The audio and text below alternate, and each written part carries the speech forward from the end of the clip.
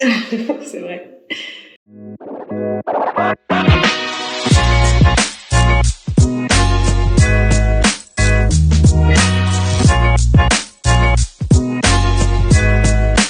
Alors, je m'appelle Maëlle Chassard, j'ai 32 ans. Je suis cofondatrice et co-dirigeante de l'Uni et notamment créatrice de la conteuse Ma Fabrique à Histoire. Je suis aussi passionnée de poésie, de musique et tout ce qui tourne autour de la psychologie humaine en général. Moi, j'ai monté ma boîte directement en sortie d'études. D'ailleurs, ce qui est assez original, c'est que mon projet de diplôme à Strat, donc l'école de design où j'ai fait mes études, est devenu mon projet entrepreneurial et mon entreprise aujourd'hui. Et donc avant ça, j'ai fait une prépa d'art à Pellingen pendant 1 an. Ensuite, j'ai fait 5 ans à Strat, donc école de design dans la section interaction.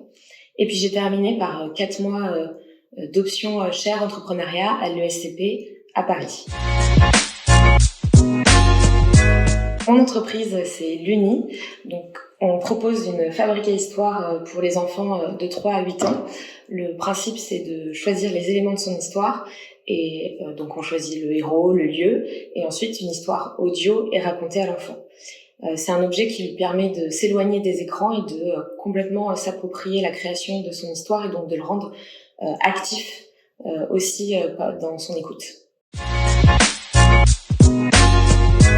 Mon métier a beaucoup évolué ces dernières années puisque quand on s'est lancé, quand on se lance dans l'entrepreneuriat, on est couteau suisse et on fait plein de choses. Donc j'ai eu la chance de toucher à énormément de domaines.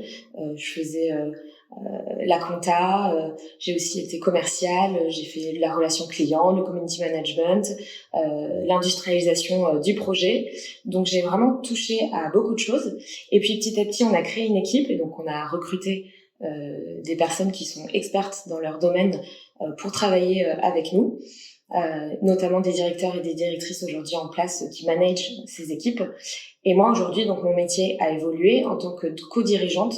Je m'occupe de la vision de l'entreprise, en fait, tout ce qui est autour de la stratégie de l'entreprise, donc que ça soit notre raison d'être, qui est pour l'Uni mettre l'imagination au cœur du développement de l'enfant, qui est aussi la culture d'entreprise, qui est notre socle avec nos valeurs, comment on travaille ensemble, et puis après déterminer une ambition court, moyen, long terme pour l'entreprise et des objectifs business qui sont liés à ça. Donc voilà, je m'occupe en grande partie de cette partie-là, de gérer également la relation avec nos actionnaires. Et puis sinon, je me suis gardé quand même une part de créativité dans mon métier puisque je suis en charge de l'innovation chez l'Uni et donc au choix et à la réalisation des nouveaux projets. Il y en a eu beaucoup et puis ce qui est intéressant, c'est que quand du coup je suis sortie d'études après mon diplôme de Strat, il y avait tout à faire et aucune expérience dans l'industrialisation d'un projet, ni dans la création d'une communauté. Enfin, il y avait tout à apprendre sur le terrain. En parallèle, on a fait plusieurs choses. Donc déjà, la première année, on a prototypé. Puisque pour Strat, pour mon diplôme, j'avais fait un prototype non fonctionnel, juste une maquette en fait, pour montrer la tête, le design extérieur du produit.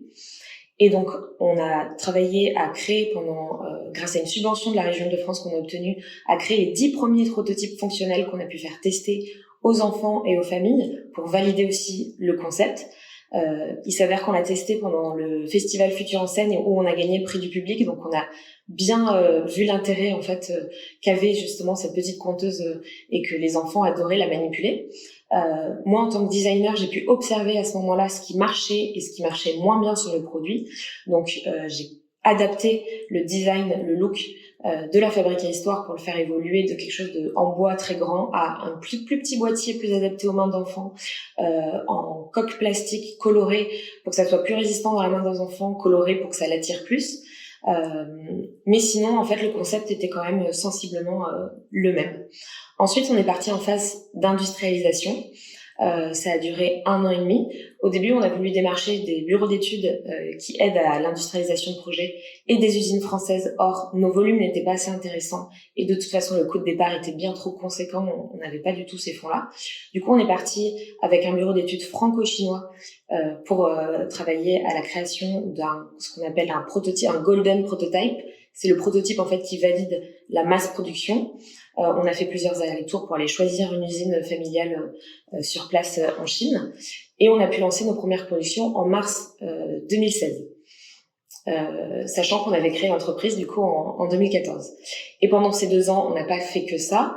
On a également fait énormément de salons que ça soit de start-up, tech, de famille, de jouets, pour en fait faire montrer le produit, créer une communauté.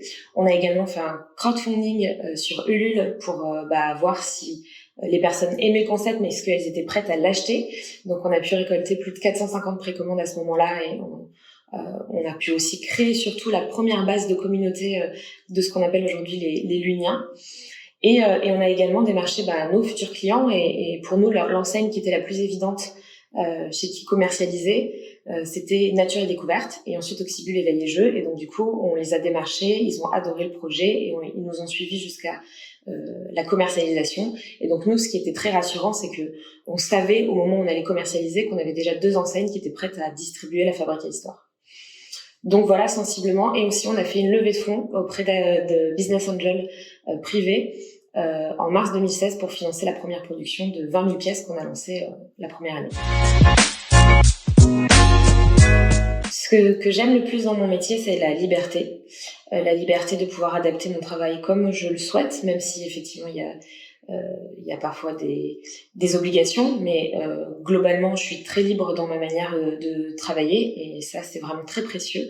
Et puis aussi, la liberté de créer. Moi, je peux pas imaginer un métier dans lequel je n'aurais pas où je ne pourrais pas créer. Et donc, du coup, d'être en charge notamment de la partie innovation et d'imaginer le futur de l'Uni, c'est vraiment ce que je préfère.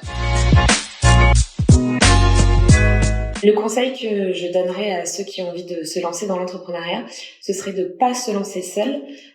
Moi, en l'occurrence, je me suis lancée, j'ai créé la boîte avec 3 amis, au profil complémentaire, un de l'univers du business, un ingénieur et un prototypeur, ce qui nous a permis en fait de fonctionner à 4 pendant très longtemps avant de faire notre premier recrutement. Et puis aussi, ça permet quand il y a des moments plus durs, d'être ensemble pour les partager, et aussi de partager les moments de joie.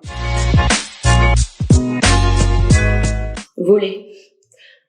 Toujours pour cette question de liberté. Je trouve que ça procure un sentiment de liberté. J'imagine, parce que je n'ai jamais volé, mais c'est comme ça que je l'imagine. Enfant, je voulais être prof de dessin. En tout cas, je savais qu'il y avait une dimension de création qu'il fallait que je crée dans mon métier. C'est ce que je m'imaginais.